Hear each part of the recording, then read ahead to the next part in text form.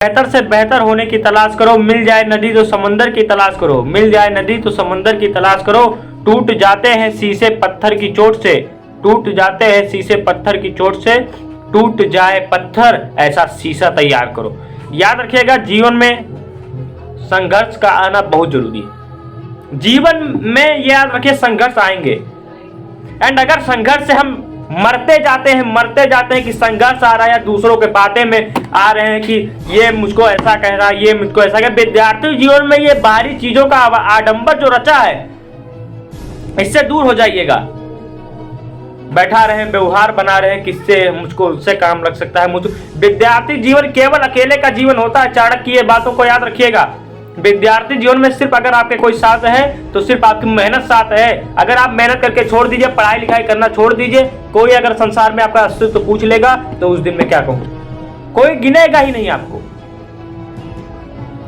याद रखिएगा कि मेहनत करते रहिए कंटिन्यू। ये बाहरी आडंबर को छोड़ दीजिएगा, क्योंकि बाहरी आडंबर में जो फंस गया उस संसार उस व्यक्ति को देखे नहीं होंगे कि संसार में उसने कुछ हासिल किया आज तक, और ना हासिल कर सकता है। ये नियम है नियति का। विश्व में एक रिपोर्ट के अनुसार भारत में सबसे ज्यादा युवा हैं, लेकिन एक रिपोर्ट और भी सुन लीजिएगा कि भारत के युवा सबसे ज्यादा डिप्रेशन में है। डिप्रेशन में क्यों जा रहे हैं? ना मेडिटेशन करना है, ना योगा करना है, जो बाहरी चीजों को भरते जाओगे। डिप्रेशन होना ना होना ये नीति निर्धारण नहीं करती है, ये हम अपने आप, हम जैसा करते जाते हैं वैसा होते जाते हैं। जो चीज याद रखिएगा, डिप्रेशन से बाहर निकलने का सबसे अच्छा मूल मंत्र है मेडिटेशन।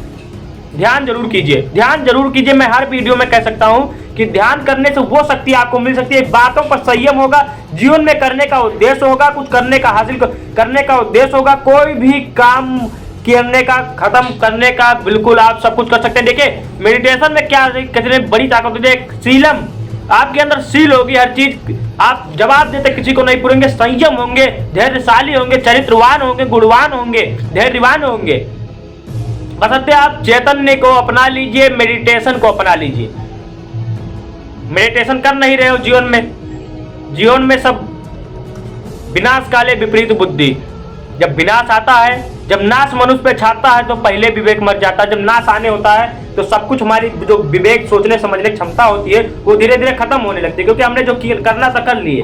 अब धीरे धीरे उल्टा होता जाता है इसका।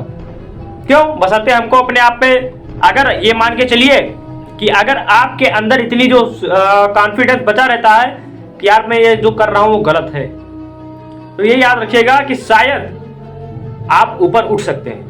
लेकिन जिस व्यक्ति को जो गलत कर रहा है उसके मन में एक बार ये भी नहीं आता है कि मैं ये गलत कर रहा हूं, वो व्यक्ति मरा है संसार में। अगर मान लो मैं नहीं पढ़ रहा हूं, खेल रहा हूं या कुछ कर रहा हूं, जुआ खेल रहा हूं या जो कुछ कर रहा हूं, तो अगर मेरे मन में एक बार आया कि यार मैं गलत कर रहा हूं, तो याद रखिएगा कि ये मेरे उठने का संकेत है, मैं उठ सकता हूं एक बार।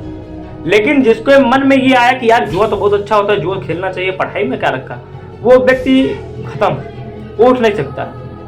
उसका अंतिम स्टेज था, and this is medium stage.